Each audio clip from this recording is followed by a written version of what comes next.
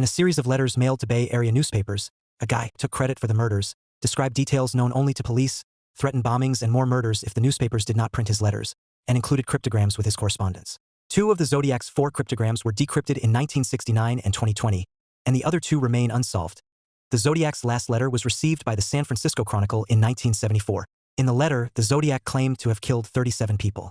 Despite several theories about the Zodiac's true identity, the only suspect police named was Arthur Lee Allen, a former elementary school teacher and convicted sex offender who died in 1992.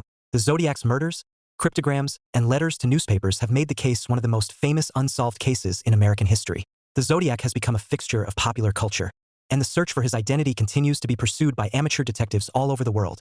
In 2004, the San Francisco Police Department marked the case inactive, but subsequently reopened the case in 2006. The California Department of Justice, the Federal Bureau of Investigation, the City of Vallejo, and the Napa and Solano County Sheriffs maintain the case status as open. The first murders retroactively attributed to the Zodiac were the shootings of high school students Betty Lou Jensen, 16 years old, and David Arthur Faraday, 17, on December 20, 1968. Faraday was a student at Vallejo High School, while Jensen was a student at Hogan High School. At 8:30 p.m. Faraday picked up Jensen, and the couple visited one of Jensen's friends. Sometime after 9 p.m., they drove to the outskirts of Vallejo and parked at a lover's lane on Lake Herman Road, just inside the Benicia city limits. Between 10:15 and 10:30 p.m., a passing motorist noticed the couple parked on a gravel runoff near the gate to a water pumping station. The couple was spotted again at 11 p.m. Between 11:05 and 11:10 p.m., Faraday and Jensen were attacked. Police determined that their assailant parked his vehicle about 10 feet alongside the passenger side of Faraday's car. He fired several shots at Faraday's car as he walked around to the driver's side. None of the shots hit Faraday and Jensen. The couple scrambled to get out through the passenger door. Jensen succeeded. As Faraday was exiting, the killer shot him in the head with a .22 caliber pistol. The assailant chased Jensen as she fled, firing 6 shots at her back. Only 1 missed. Police theorized the whole attack took 2 to 3 minutes. At 11:10 p.m., a motorist spotted the couple's bodies and alerted police. Jensen was dead. Faraday was still breathing. He died at the hospital. There were no witnesses and no usable tire or footprints. The only motive the police could deduce was a madman wanting to kill. Despite an intense investigation in the following months, no viable suspects emerged. The murders were extensively covered by the media. Darlene Ferrin, 22 years old, and Michael Mageau, 19 years old, were shot shortly after midnight on July 4, 1969. Ferrin was popular in Vallejo due to her job at a local restaurant, where she met Mageau. On July 4th, they went on a date despite the fact that Ferrin was married. After 11:30 p.m., Ferrin received a phone call at her house. She arrived at Mageau's house around 11:50 p.m. Immediately after leaving Mageau's house, the couple noticed they were being followed by a man in a light-colored car. Ferrin drove out of Vallejo in the direction of Lake Herman Road. Shortly before midnight, she turned her car into an empty parking lot at Blue Rock Springs Park. This was another lover's lane, located just 2 miles from Lake Herman Road. Ferrin either parked or stalled 70 feet from the lot entrance. Another vehicle parked about 80 feet to their left. The driver turned his headlights off and sat motionless. Mageau asked who the driver was. Ferrin told him not to worry. The stranger abruptly tore away from the parked couple. 5 minutes later, the stranger returned, parked a few feet next to Mageau's side of the car, and got out. He shone a flashlight into Ferrin's car as he approached. Assuming he was a police officer, the couple rolled down Mageau's window. Without speaking, the stranger fired a 9mm pistol into the car. 1 bullet hit Mageau in the right arm, and the other hit Ferrin in the neck. Mageau tried to leave the car, but his door handle was missing or removed. The assailant returned to his car, opened the door, and did something Mageau could not see. As Mageau struggled to exit the vehicle, the stranger shot him and Ferrin 2 more times each. The killer hurried into his car and drove off. A golf course caretaker heard the shots around 12:10 a.m. The perpetrator left no clues that could be traced back to him. 3 teenagers drove into the parking lot, saw the wounded couple, and got help. Police arrived at 12:20 a.m. 20 minutes later. Ferrin was pronounced dead at the hospital. Mageau survived and described the attacker as a heavy-set white man, around 5 feet 8 inches tall. He estimated the assailant's weight as 195 to 200 pounds, with a large face and curly light brown hair. The killer wore dark clothes and no glasses. These details were not enough to develop a suspect. 41 moments after 12:40 a.m., the Vallejo Police Department received a phone call from a payphone 2 blocks from headquarters. The man on the other end of the line said, "I want to report a double murder."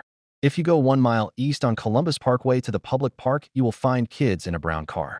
They were shot with a 9mm Luger. I also killed those kids last year. Goodbye. Serial killers will commonly pause to reflect on their actions. Authors Michael Kelleher and David Van Nuys speculated that the 7 months between the attacks on Lake Herman Road and at Blue Rock Springs was a cooling-off period for the Zodiac. On August 1, 1969, the Vallejo Times, San Francisco Chronicle, and San Francisco Examiner all received letters written by someone taking credit for the attacks in Vallejo. The 3 letters were nearly identical and began, "I am the killer of the 2 teenagers last Christmas at Lake Herman and the girl last 4th of July." The 3 letters were rife with misspellings and presented the first definitive link between the 2 separate attacks in Vallejo. Dear editor, this is the murderer of the 2 teenagers last Christmas at Lake Herman plus the girl on the 4th of July near the golf course in Vallejo. To prove I killed them, I shall state some facts which only I plus the police know. Christmas. 1. Brand name of ammo Super X. 2. 10 shots were fired. 3. The boy was on his back with his feet to the car. 4. The girl was on her right side, feet to the west. July 4th. 1. Girl was wearing patterned slacks. 2. The boy was also shot in the knee. 3. Brand name of ammo was Western. Over. The decoded message did not reveal the Zodiac's identity.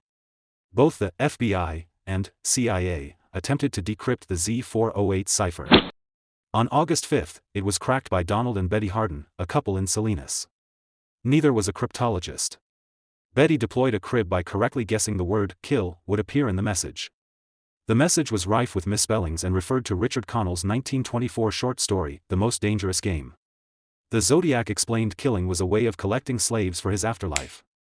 The full text of the decoded Z408 cipher reads, I like killing people because it is so much fun. It is more fun than killing wild game in the forest because man is the most dangerous animal of all. To kill something gives me the most thrilling experience. It is even better than getting your rocks off with a girl. The best part of it is when I die, I will be reborn in paradise, and all that I have killed will become my slaves. I will not give you my name, because you will try to slow it down or atop my collection of slaves for my afterlife. VPD asked a psychiatrist at the California Medical Facility in Vacaville to analyze the Zodiac's message. The doctor concluded the writer felt omnipotent based on his fantasy about collecting spiritual slaves. The analysis described the Zodiac as someone you would expect to be brooding and isolated. The psychiatrist speculated the killer's praise of murder over sex could be an expression of inadequacy. 4 p.m. on September 27, 1969, Pacific Union College students Brian Hartnell, 20 years old, and Cecilia Shepard, 22 years old, were picnicking at Lake Berryessa on a small island connected by a sand spit to Twin Oak Ridge. Sometime later, Shepard noticed a man watching them. When he emerged from behind a tree, he put on a black executioner's hood with clip-on sunglasses. He wore a bib with a white 3x3 Zodiac symbol on it. He brandished a gun, which Hartnell believed was a .45. The Zodiac said that he escaped from jail after killing a guard and needed their car and money to travel to Mexico. Before tying up Shepard, the Zodiac made Shepard bind Hartnell with pre-cut lengths of plastic clothesline. He tightened Hartnell's bonds because Shepard's knots were too loose. Hartnell still believed they were being robbed when the Zodiac drew a knife and stabbed them. Hartnell suffered 6 wounds and Shepard 10. The Zodiac hiked 500 yards to Knoxville Road, leaving several footprints for investigators to study. The killer drew the symbol on Hartnell's car door with a black felt-tip pen and wrote beneath it, "What's on the screen? Vallejo? Exactly date and time of the murder, by knife." After hearing the victim's screams, a fisherman and his son sought help.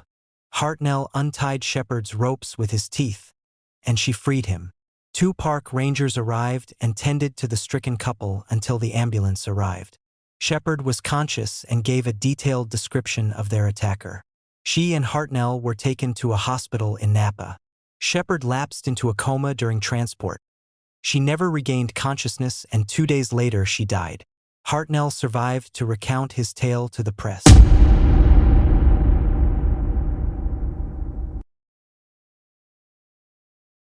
The last confirmed Zodiac murder took place 2 weeks after the Lake Berryessa attacks. Around 9:40 p.m. on October 11th in downtown San Francisco, the Zodiac hailed a cab which was driven by a doctoral student named Paul Stein. The killer gave a destination in Presidio Heights.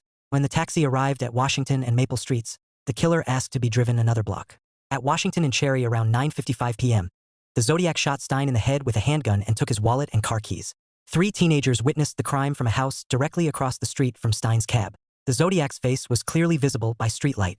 The teenagers watched as the Zodiac wiped down the vehicle and rifled through Stein's clothes. He left behind 2 partial fingerprints from his right hand. While the Zodiac was tending to the cab, the kids called the SFPD. They described the criminal as a husky white man in a dark or black jacket. The dispatcher mistakenly alerted SFPD that the suspect was black. Just 2 minutes after the call to SFPD, 2 nearby patrol officers responded to the radio dispatch. They encountered a white man in dark clothes walking north towards the Presidio Army base. They pulled alongside the man and asked if he had seen anything suspicious. The man confirmed he had seen someone waving a gun and heading east. The officers hurried away. The Zodiac later claimed he was the witness that spoke to the 2 officers. When police arrived at the scene, Stein was declared dead. SFPD canvassed the area, including the Presidio. The Zodiac had probably fled the area in a car by then. Police assumed the murder was a result of the robbery. However, the Zodiac mailed a bloody piece of Paul Stein's shirt to the San Francisco Chronicle on October. He enclosed it in a letter where he boasted about the murder and claimed to have clandestinely watched SFPD search for him. The Zodiac also threatened to shoot a tire on a school bus and kill children as they exited. The teenage witnesses helped a police artist make a composite sketch of the man they saw at Stein's cab. The 2 patrol officers who questioned the witness near the scene realized it may have been the Zodiac. They also helped develop a sketch of the suspect.